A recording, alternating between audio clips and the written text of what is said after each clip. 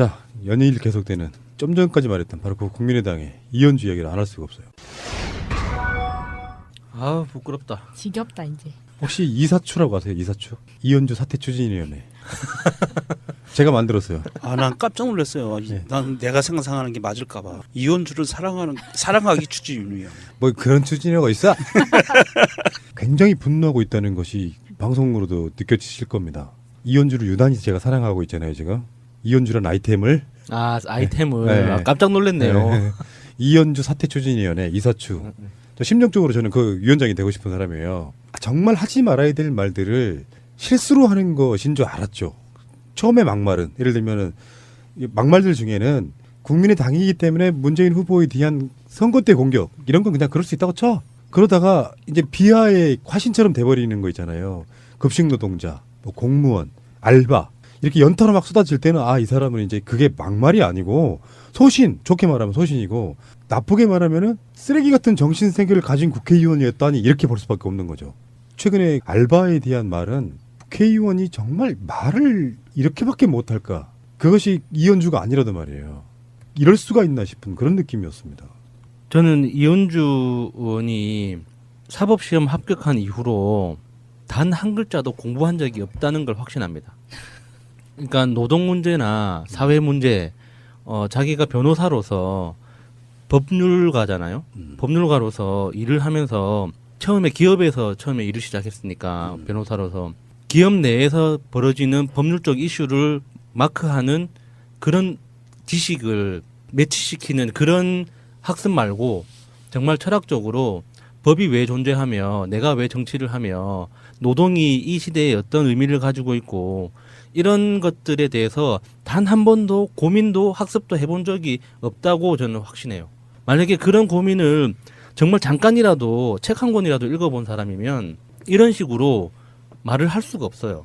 그 잠결에 기자 전화를 받으면서 그 아줌마들 이런 그 표현들 알바비를 떼었지만 그 고발하지 않는 게 공동체 의식이라는 이런 위험한 발언들 이런 것들은 정말 사회 문제에 대해서 고민해본 사람이라면 상상할 수 없는 표현들이거든요. 고민도 안 했지만 원래 이런 특권의식으로 똘똘 뭉쳐서 평소에도 이렇게 생각했던 사람. 태어나고 자란 곳이 영도라는 섬마을이에요. 그렇게 뭐 금수저 뭐 이렇게 부잣집 배경은 아니거든요. 충분히 이해하고 공감할 수 있는 그 환경을 가지고 있는 사람인데도 어느 순간부터 이미 자기가 알고 있는 이 지식만으로도 충분히 먹고 살 수 있다는 게 확인된 그 순간부터 한 번도 고민과 학습을 해본 적이 없다고 저는 확신해요. 자기 어머니 때문에 변호사가 됐다고 그랬지 않았어요? 뭐 비정규직. 예, 뭐? 가정 형편이 안 좋아져서 뭐 열심히 공부하게 됐다 그랬는데 자세한 거는 뭐 믿을 수가 없겠죠. 뭐 미친놈들 뭐 그리고 밥하는 아줌마 뭐 그건 같은 통화에서 나왔던 거고요. 예. 다음에 세금을 내는 사람이 많은 사회가 돼야지 세금 먹는 사람이 많은 사회가 돼서는 안 된다. 그러면서 공공부문 공무원이라는 게 별게 없다. 계속 이런 식으로 비하하고 있거든요. 밥하는 아줌마들 별거 없다. 예. 특별한 지시가 아니다. 예. 공공부문 공무원이라는 게 특별한 게 아니다. 예. 누구나 할 수 있는 뭐 이런 식의 비하. 자기도 별거 없잖아요. 예, 그건 맞아요. 막말의 스킬은 있을지 모르겠지만 비난하려고 하는 말이 아니라 정치인이 갖지 말아야 될 기본적인 소양들을 다 쏟아내는 느낌이에요. 이거는 정말 천인공노할 발언들을 하고 있는 거거든요. 제가 사퇴 추진위원회라는 게 그냥 농처럼 들리는 말이 아니라 이건 새누리당 국회의원도 이런 말을 연타로 이렇게 했다라고 하면 이 사람은 국회의원 자격이 없어서 국민적으로 제명시키는 무슨 법이라도 만들어야 되지 않을까 싶을 정도로 심한 말을 하고 있어요. 더 큰 문제는 이게 안희안 정당 있죠. 아까 말씀드렸던 그 예. 정당에서 태클 거는 사람이 없다는 게 문제예요. 그러니까 그 김동철 그 원내대표도 이 쉴드 쳐주려고 애를 많이 쓰더라고요. 그냥 그 노코멘트를 해도 되는데 굳이 그렇게 또 그 쉴드 치려고 애를 쓰다 보니까 자기도 말이 꼬이는 거예요. 지금 국민의당 입장에서도 국민의당은 사실 어느 일관된 정체성이 없다고 봐야 되거든요. 본인들이 보수인지 진보인지 중도인지에서 어떤 정체성을 자기들이 나타내는 거 없어요. 본인들은 중도라고 얘기하죠. 자영업자, 영세자영업자, 영세상공인, 중산층을 대변한다. 그런 말을 하는데 이게 정체성이 확립되어 있는 자유당이나 바른당이나 민주당 같은 경우를 보면 이러한 발언들이 쏟아졌을 때 국민의 비난이 왔을 때 딱 두 가지 중에 하나입니다. 쉴드를 치든 자르든. 본인들의 정체성에 맞게 행동하는 거거든요. 그런데 지금 국민의당 입장에서는 어떤 일관된 정체성이 없는 부분이 있고요. 전에 아마 한 달쯤 전에 이현주 초기 때 말씀드렸나요? 얘는 바른정당으로 갈 것 같다라는 이야기를 한번 말씀을 드린 적이 있었는데 이 이현주는 본인의 정체성은요. 바른정당에 거의 99.99%가 매치되는 것 같아요. 그러면 국민의당 입장에서 본인들의 정체성을 이현주를 통해서 이제는 투영이 될 텐데 이현주가 제일 큰 스피커가 됐잖아요. 이거는 뭐 안철수, 박지원, 뭐 이용주 다 합해도 이현주만큼 안 돼요. 스피커가. 어마어마한 스피커가 되어버렸어요. 그러면 국민의당은 본인들의 정당의 정체성을 이제 이현주로 인해서 국민들에게 알려주고 있는 건데 과연 국민의당 입장에서 이현주를 이대로 두고 그대 해석할 것인가 아니면 뭔가 조치를 취할 것인가 거기에 따라서 이현주의 앞날은 물론이군요. 국민의당의 정체성도 확실히 이제 드러나는 길이 되지 않을까 그런 생각을 하고요. 다시 말씀드리지만 이현주는 홍준표하고 가서 딱 맞는 게 궁합이 좋아요. 사장을 고발하지 않은 것이 공동체 의식 때문이다. 이런 거 보고 있으면 정말 웃기지 않습니까? 아니 그거는 네. 그 본인이 개인 생각이었다고 이렇게 또 실드를 그게 치는데 정말 위험한 생각인 게 그게 일종의 조직 논리 같은 거잖아요. 내가 죽더라도 조직이 살면 나는 행복해. 이게 극단적으로 그러니까 그 파시즘에서도 이제 그런 논리가 통하잖아요. 국가가 먼저니까 국가를 위해서 개인이 희생해야 된다. 그러니까 회사를 위해서 회사가 살아야지 내가 사니까 회사를 위해서 내가 희생할 수도 있다. 사장이 살아야지 내가 알바비를 받을 수 있으니까 사장을 위해서 내가 희생할 수 있다. 이런 논리거든요. 그래서 이것에 대해서 정의당 노회찬 대표가 오늘 인터뷰를 이렇게 했어요. 지가 고양이가 살아야 지도 산다는 생각에 고발하지 않았다. 이것이 공동체 의식이다. 지와 고양이는 동물 공동체다. 그리고 가정의 평화를 위해 가정폭력 정도는 눈 감아야지. 우리 회사 기업 이미지를 위해서 직장 내 성폭력은 그냥 묻어두고 가야지. 그런 것 가지고 경찰서 들락거리느냐? 넌 공동체 의식이 없는 거야. 이현주를 좀 면밀하게 분석을 해보면 나쁜 국회의원으로서 말고 한 인간으로서 분석을 해보면 이렇게 느껴져요. 우리가 살았을 때 우리들 세대들만 해도 공동체 의식이 굉장히 중요하게 느껴졌던 시절이 있었죠. 나보다는 국가. 예. 근데 최소한 변호사 정도 해보고 민주진보 계열의 정당에도 들어와서 국회의원도 하고 그러면 싫더라도 자기 당선을 위해서라도 약자를 위한 뭔가를 해야 돼요. 예. 오죽했으면 최민희 의원 방송에서 그랬잖아요. 민주당 의원들끼리 모여서 고민하다가 우리의 정체성은 뭐지? 하다가 내린 결론은 약자를 위해서라는 결론이 내렸다는 거예요. 그러면 변호사들이라는 게 그런 부류가 많잖아요. 돈만 주면 뭔 짓은 하잖아. 어떤 막 경악할 사건에 변호사 맡고 있는 거 보면은 예. 정말 양심을 파는 직업이라는 것도 예. 좀 느껴지는데 그래서 민주정당에 있을 때는 그런 어떤 가치관에 있기 때문에 이런 발언 민주당에서 했던 적이 없잖아요. 예. 당의 분위기 때문에 그런 거잖아요. 네. 그런데 어느 날부터 문재인 대통령에게 무조건 끌려갈 수는 없어. 그러니까 문재인 대통령에 반하는 발언을 하다 보면 기본적으로 결의라는 건 그런 거잖아요. 만약에 문재인이라고 하는 개혁의 어떤 상징이 있는데 딴지를 걸고 싶어. 근데 반대 논리를 개발해야 돼. 그러면 반노동적인 이야기가 나올 수밖에 없는 거예요. 지금 어떻게 보면 지금 이현주 이런 막말들이 반개혁적인 개혁에 반대하는 이야기를 하는 끝에 나왔던 이야기들이 사실 다 알고 보면 일자리 문제라든지 공공부문 일자리 문제라든지 이런 거라고 보면 이렇게 자기 자신의 확고한 가치관이 없으니까 이런 식으로 이제 논리를 만들다가 보니까 이제는 어느 순간에 자기도 깜짝 놀랄 정도로 반문재인 성향을 드러내고 있는 거라고 보거든요. 보통 기본적으로 우리가 좋아하는 박주민이나 이재정이나 하는 변호사 출신 국회의원들은 자유한국당에 들어가도 노동을 위해 싸울 사람들이에요. 예를 들면. 그런 발언을 못할 사람들이라고. 예. 근데 그런 가치관이 없는 결이 완전히 다른 사람이다 보니까 반문재인 하다 보니까 어느 날 반노동이 되어 있는 예. 자기 자신을 발견하게 되는 걸 거예요. 그냥 바닥이 드러나 버리는 그렇지, 거죠. 그렇지. 예. 그것이 바로 반대를 위한 반대의 말로 같은 건데 자기 결이 있다 그러면 문재인 대통령이 하는 무슨 뭐 일자리 정책이나 최저임금이나 추경이나 이런 것들에 대해서 이건 잘하는 거네요. 왜? 내가 노동적 가치관이 있는 변호사하고 오랜 시간 동안 해온 거라 그러면 자유한국당에 있어도 그건 찬성할 수밖에 없는 것들이에요. 근데 자기 색깔이 없고 자기 가치관이 없으니까 반대 자 문재인 저거 이거 싫어 하다 보니까 어느덧 자기는 반노동자 국회의원이 되어 있는 거죠. 근데 이현주 의원한테 가치관은 분명히 있는 것 같지 않아요? 어떤 가치관? 그러니까 연봉 1억 이하는 사람이 아니다. 뭐 이런 가치관 있잖아요. 우린 내민이잖아. 네, 연봉 1억 이하는 뭐 알바비를 띄거나 말거나 뭐 참아야지. 어차피 먹고 살아야 되니까 무조건 참아 이런 거죠. 참 희한하지 않아요? 이런 말이 술술술 나온다는 게 공동체를 생각해야 돼. 지금까지 공동체 생각하다가 사람들이 말라 죽게 생겼는데 이제는 사람을 위해서 뭔가를 할 시대적 흐름이 있잖아요. 이게 벌써 이런 흐름이 지난 대선 사람이 먼저다라는 이야기가 그때 그 슬로건이었어요. 그 당시에 네. 이현주는 그 당원이었다고. 그러니까 아직도 그런 것이 안 느껴지는. 지금 나라가 기업들 때문에 망하게 생겼습니까? 아니잖아요.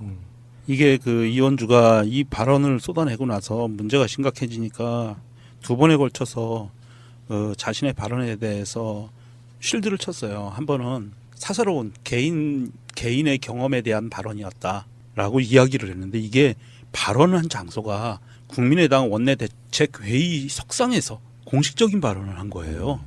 이게 개인의 사사로운 경험과 감정을 이야기했다는 건 말이 안 되고요. 두 번째가 알바노조가 국민의당을 찾아갔습니다. 그래서 이현주 징계를 촉구하는 항의서한을 전달해냈는데 사퇴까지 요구하고요. 이현주는 약자끼리 서로 괴롭히지 말고 함께 살자는 말이었다라고 그랬대요. 그러니까 임금 못 받은 알바도 약자고 임금 안 준 사장님도 약자라는 개념으로 이야기를 한 거래요. 이현주는. 근데 그렇게 말하면 안 된다는 거예요. 그렇죠. 근데 예. 그런 취지로라도 말하면 안 된다는 거예요. 그런 아무리 좋은 취지가 있어도 이렇게 이야기하는 순간 그거는 자기 논리 모순에 빠지는 거고요. 이거는 막말이 되는 거야 그냥 그 순간에.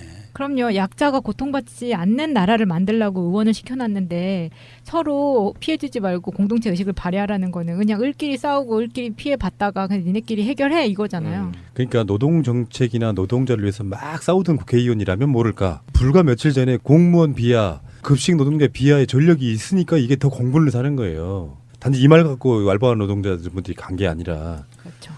평상시 때 노동자를 막 위하는 분이었어요. 수년간. 그러면서 문득 생각해보니 돈을 못 주는 업주도 생각 좀 해야 되지 않겠어? 우리가 그런 공동체 의식도 있어야지 하면 이거 막말 안 되는 거거든요. 계속 특정 직업군을 이상하게 계속 비하하고 있어요. 2016년도에 알바 임금 체불액이 총 1조 4천억이랍니다. 작년. 예. 아씨. 이제 벼룩의 간을 어마어마하는 떼먹어야지. 거야. 알바노조에 의하면 1조 4천억이 체불됐었대요. 알바 정도는 최저임금을 주면 안 된다고요. 정규직보다 많이 줘야 된다고요. 그렇죠. 그게 네. 정상이라고요. 맞아요. 4대 보험도 안 들어주고 복지 혜택도 전혀 없으니까 파트타임으로 일하는 거니까요. 이게 강남 이 아줌마는 진짜 공감력 하나는 더럽게 없네. 그런데 이현주에 대해서 이기명 씨 있으시죠? 트위터리한 이기명 씨가 재밌는 글을 써주셨어요. 국민의당은 아무 걱정 없다. 이현주가 때맞춰 홈런을 날려주니 가입 당대표 뽑는다니 딱 맞아 떨어진다. 당대표 나가는. 김빙삼 씨 유명하잖아요. 이 시원하게 하나 써주셨네요. 댓글로 욕 좀 먹는 건 못 참아서 고소하고 난리를 부리지만 일해주고 임금 못 받는 건 참으라는 미친년이 있을 줄이야. 아직도 갈 길이 멀다 싶제? 맞지. 참. 그러니까 저는 이사추 물론 그 서명운동도 벌어지고 있지만 이현주가 국회의원직 사퇴할 때까지 국민의당 국회 앞에서 대규모 시위가 열려야 된다고 저는 생각해요. 이거는 김학철 말보다 훨씬 더 폭력적인 말을 쏟아내고 있는 거거든요. 알고 보면. 그러니까 김학철이 빡친 거야. 나보다 더 심한 말 하고 있는데도 멀쩡한데 왜 내가 이야기 끝에 이야기 한번 해보면 지금 더불어민주당 충북도의원은 사퇴했잖아요. 그러니까 이게 또 반전이 된 거예요. 자유한국당은 사건이 일어나자마자 문제가 될 것 같으니까 3명을 다 제명했죠. 대신 의원직은 유지하고 있어요. 당에서 제명한 거예요. 도의회에서 제명하면 의원직 날아가는 겁니다. 근데 더불어민주당의 최병윤 의원인가요? 이분은 자진 사퇴. 의원직을 사퇴해버렸어요. 예. 그러니까 이제 벙친 건 자유한국당 출신의 지금 무소속인 세 사람인 거예요. 그렇죠. 우리는 어떻게? 이게 반전의 반전이야 지금. 그러니까 수를 바둑을 두는데 자유한국당이 외통수라고 딱 놨어. 근데 더불어민주당의 최병윤 의원이 또 다른 해석들이 있긴 있어요. 뭐 군수 선거에 나갈 수 있다 이런 거는 두 번째 문제인 거예요. 네. 그렇게 불명예로 나가고 나면 출마하기 힘듭니다 사실. 외통수라고 딱 놨는데 이쪽에서 친 수가 진짜 외통수였던 거지. 반대쪽에서 둔 게. 지금 그러면 이 사람들 입장에서는 니들은 뭐하냐? 진짜로 나쁜 놈은 김학철인데 이렇게 돼버리는 거예요. 그리고 그 김학철이 외국에서 페이스북 썼다는 거 우리가 방송으로 이야기했던 거 네. 그거 맞죠? 네, 마르세유에서 작성을 해서 그게 원래 들어온다고 했었는데 비행기표가 뭐 없다느니 했는데 일정대로 마르세유를 갔다 온 거예요. 그 아주 그 심지가 굳세네요. 저는 그 의원들끼리 어떤 식으로 대화를 나눴을지 너무 상상이 돼서 너무 짜증이 나요. 막 해봐요. 개새끼들 하면서 막. 아니, 자기들끼리 분명히 이랬을 거야. 야 지금 가봤자 뭔 소용이야. 지금 가서 욕 들으나 내일 가서 욕 들으나 똑같아. 왜 지금 가? 뭐 이런 거죠. 내 돈도 안 드는데 예. 마리세유까지 갔다 가자. 어차피 지금 가면 유약금 200만 원이야. 지금 가도 200만 원이고 내일 가도 200만 원인데 조금이라도 뽑아먹고 가야지 이런 거죠. 그랬겠죠. 예. 그러니까 이런 이야기는 같은 동료 의원들끼리만 나눌 수 있는 이야기이기 때문에 절대로 그 밖으로는 안 나오거든요. 근데 그거를 한번 들어보면 이게 짜증이 팍 핀트가 나간다고 하죠. 빡 돌아버리죠. 김학철의 글이나 눈빛에서 보면은 광기가 느껴지잖아요. 광기. 예. 근데 이거는 정말 솔직히 말해서 그 K대 출신들 중에 지탄받는 전형적인 모습이에요. 이명박 같은. 이명박, 오세훈. K대예요? 네.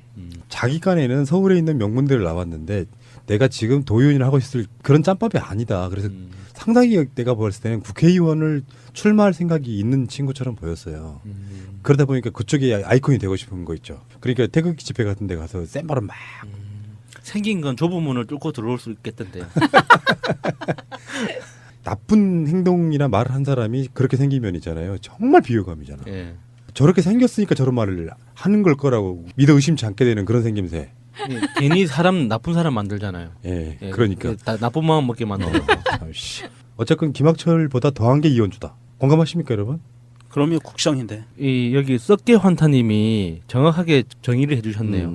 청출어람이라 전용욱은 나경원만 못하고 나경원도 이현주만은 못하다. 청출어람이 청어람이라 이런 말이 있어요. 오, 정확하게 네. 외우셨네요.